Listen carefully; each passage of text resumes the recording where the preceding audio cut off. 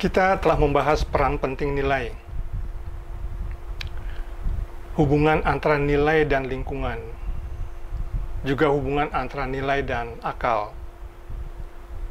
Namun secara internal, nilai juga dipengaruhi dua naluri, bukan hanya akal, tapi juga ada dua naluri yang mempengaruhi nilai, yaitu nurani dan ego. Ya. Kedua naluri itu atau insting itu seperti halnya akal dibawa setiap orang sejak lahir. Tetapi terutama nurani sulit dinalar dengan akal. Nurani adalah naluri untuk mendukung kehidupan bersama, kehidupan semua orang lain dan alam semesta. Bila digunakan, nurani membuat orang menghargai kehidupan orang lain serta masyarakat dan alam sekitar.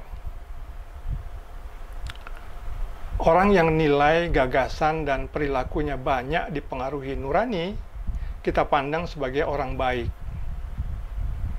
Gagasan yang dipengaruhi nurani diwarnai keikhlasan dan tidak melibatkan perhitungan untung rugi.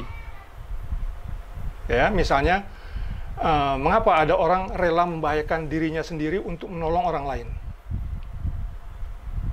Atau mengapa orang tidak mengambil keuntungan dari orang lain ketika peluangnya ada?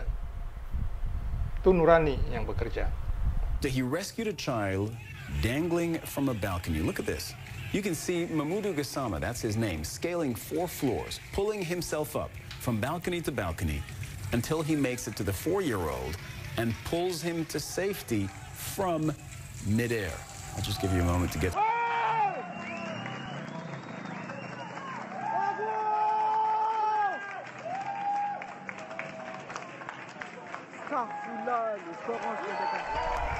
Nurani membuat gagasan-gagasan yang dipertukarkan dalam komunikasi menjadi saling menguntungkan, saling memberikan kebaikan, efektif, efisien. Ya, nurani sulit dinalar dengan akal, tetapi mudah dirasakan dengan kepekaan ruhani.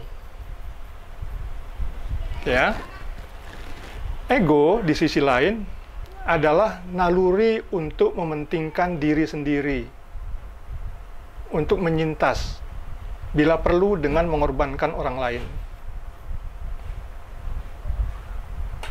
Dalam batas wajar, sikap egois diperlukan dan harus ada.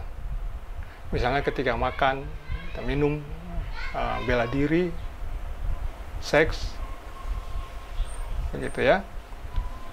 Kalau wajar, itu harus ada, wajib hukumnya.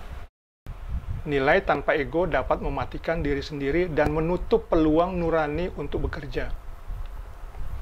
Misalnya, kita perlu punya cukup ego untuk mengusir para penjara ikan di sekitar perairan Natuna oleh bangsa-bangsa lain. Ya kan? Tetapi bila berlebihan, ego menjadi masalah dan bertentangan dengan nurani. Ego harus ada, tetapi tidak berlebihan. Gitu ya. Ego yang berlebihan dalam komunikasi membuat pesan berdampak buruk bagi orang lain dan lingkungan. Misalnya pesan-pesan yang dikemas untuk menipu atau merendahkan orang lain. Gagasan egois diwarnai pertimbangan untung rugi dan ketidaktulusan. Komunikasi dengan ego berlebihan justru kontraproduktif dan memicu konflik. Jadi, kesimpulan dari sesi ini, selain dipengaruhi secara eksternal dari luar, nilai yang memengaruhi gagasan komunikasi setiap pihak juga dipengaruhi secara internal dari dalam oleh akal, nurani, dan ego. Gitu ya.